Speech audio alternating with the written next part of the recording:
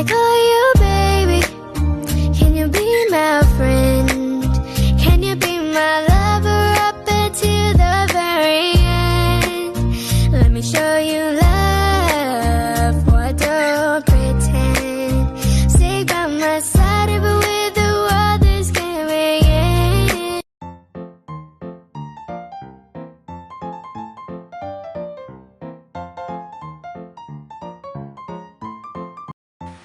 Okay guys, have a nice day. Here we go. We are going to cook ginataang kalabasa. This is one of the recipe here in the Philippines. So here we go. These are all the ingredients, guys, that we are going to use. First is the kalabasa or the squash or pumpkin, then pork, and the green beans or long beans. The next is the garlic, onion, pork cubes, and the fresh milk, fresh coconut milk. And here we go. We heat up the oil, guys, and put the garlic on it till it will be brown. And next is we're going to put the onion. After this, here we go. Here's the onion, and let it be cooked for a while, the onion, together with the garlic. Let it be brown, guys, the garlic. And then next, we're going to put the pork, and we mix it well, guys, here, and let this pork cook in here.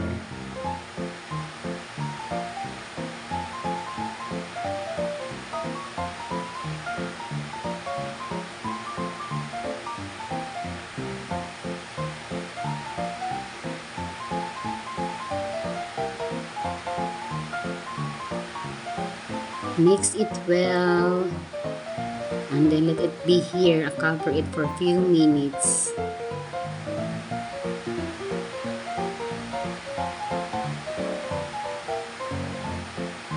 And then we're going to put a ground pepper on it and mix it well again, guys.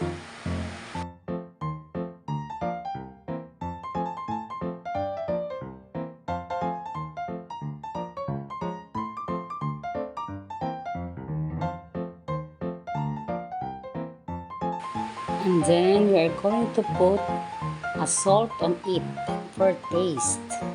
It's up to you guys how many, it's up to you how much of salt that you're going to put in here. You can add more for your taste. And mix it well again.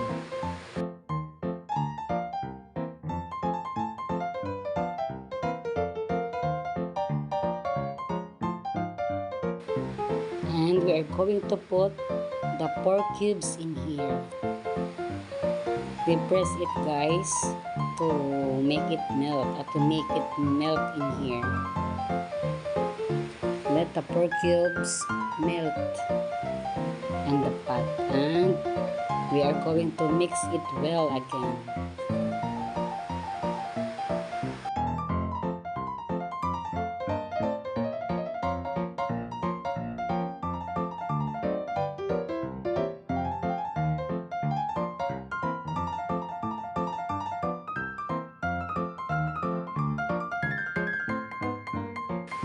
Okay, and after you mix, we're going to cover it in few minutes.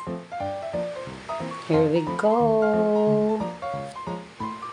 Mix it well again, guys, and we're going to put the rest of the ingredients on it.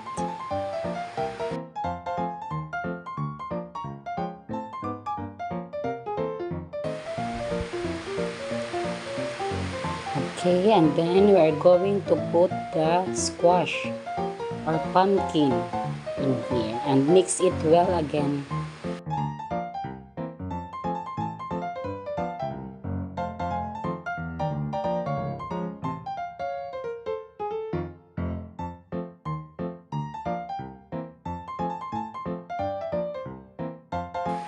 And then we are going to cover this in few minutes again.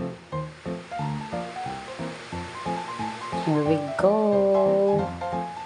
We're going to mix it again, guys, and we're going to put the next of the ingredients.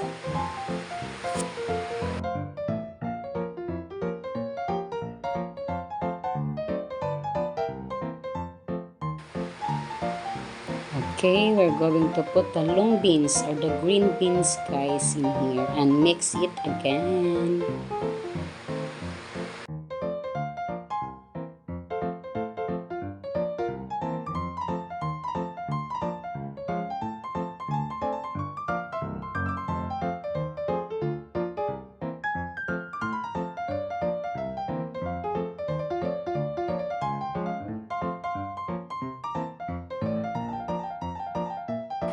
And then we're going to cover it in few minutes again. Here we go. We're going to mix it again, guys, so that the vegetables are mixed properly. And then we are going to put the fresh coconut in here. And then we are going to mix well again the whole ingredients.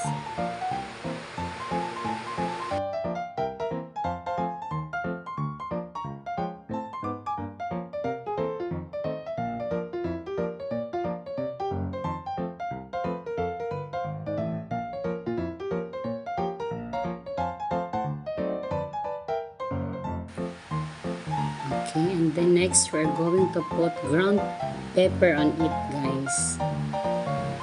We go, we put the ground pepper in here. You can add more salt as well, this one, because it depends on your taste. So right now we're going to put the ground pepper and mix it together with the salt.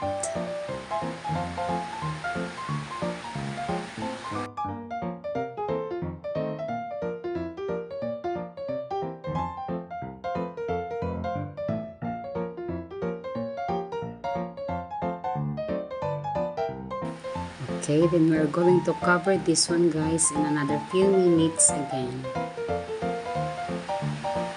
Here we go. We're going to add water for this. And then we're going to mix it again so that the vegetable will be cooked together with the pork.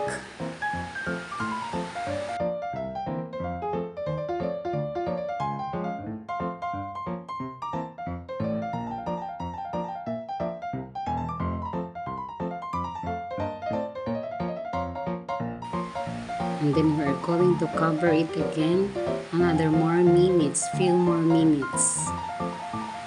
Here we go. It's almost cooked already, guys. Actually, this one is cooked already, actually, so it's ready to serve soon. Here we go. It's ready to eat. Yum, yum, yum. Hope you enjoy my video, guys. Thank you.